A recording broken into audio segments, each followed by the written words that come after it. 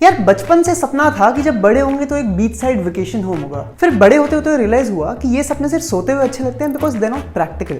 What if I told you that you can actually save enough money to buy a vacation home? इसी बात पे we have for you the math of moving to Goa. Disclaimer, ये video सिर्फ उनके लिए नहीं है जिनके पास बहुत सारा पैसा है, बल्कि उनके लिए भी जिनके पास बहुत सारा एम्बिशन है। मुझसे शादी करोगी में सल्लू भाई ने अपनी सेविंग्स को 3-4 मटकियों में डिवाइड करके रखा था। बस उसी तरह हमें एक और मटकी बनानी है, द गोवा मटकी।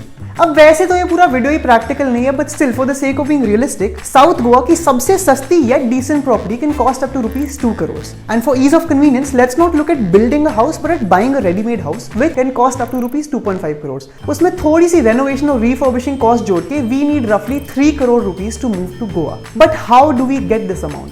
अब कहते हैं कि अपने फ्यूचर गोल्स के लिए you should save at least 30% of your salary. Now let's assume कि अगर 20 साल की उम्र में आपकी पहली salary was 30,000 a month, then you are saving 9,000 a month which equals to 1,08,000 a year. ये थी आपके पहले साल की सेविंग। अब अज्यूमिंग कि आप हर साल कम से कम 20% का हाइक लोगे तो आपकी सेविंग्स भी 20% से बढ़ती रहेगी। तो सेकेंड ईयर की सेविंग्स आपकी होगी 1,08,000 प्लस 20% इज इक्वल टू 1,29,600। तीसरे साल की सेविंग्स होगी 1,29,600 प्लस 20% इज इक्वल टू 1,55,520। इसको अगर हम अगले 20 साल तक कंपाउंड करते हैं तो 20वें साल की हमारी सेविंग होगी 41,40,500 रुपीज। और इन 20 सालों की सारी एनुअल सेविंग्स को जोड़ के we would have saved around 2,43 lakh rupees, which still means that we're short by a few lakhs. But don't worry, अभी इसमें एक मेजर चीज ऐड करनी बाकी है। हर साल की सेविंग्स बैंक में पड़े पड़े इंटरेस्ट भी तो कमाएगी। Now normally banks offer an interest rate of 3.5% on savings account. पहले साल की सेविंग थी 1,08,000, उस पे 3.5% का interest earned is 3,780. Compounding this interest, we can earn roughly 54,65,000 on top of those savings in 20 years just through the interests.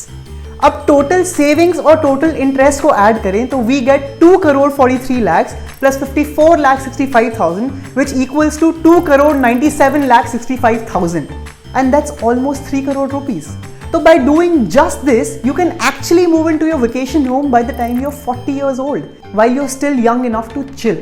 और अगर retirement के लिए भी प्लान करना है तो 10 साल बाद खरीद लेना। You will have even more savings. Now for all the शाणा लोग जो कमेंट्स में लिखेंगे कि 20 साल में प्रॉपर्टी भी तो 3 करोड़ से ज्यादा महंगी हो जाएगी, उन्हें मैं याद दिला दूं कि ये कमाई तो सिर्फ बैंक में पड़े हुए पैसों की थी। अगर आप उसकी एफडी करवाओगे तो आप 3.5 की जगह 7% इंटरेस्ट कमा सकते हो।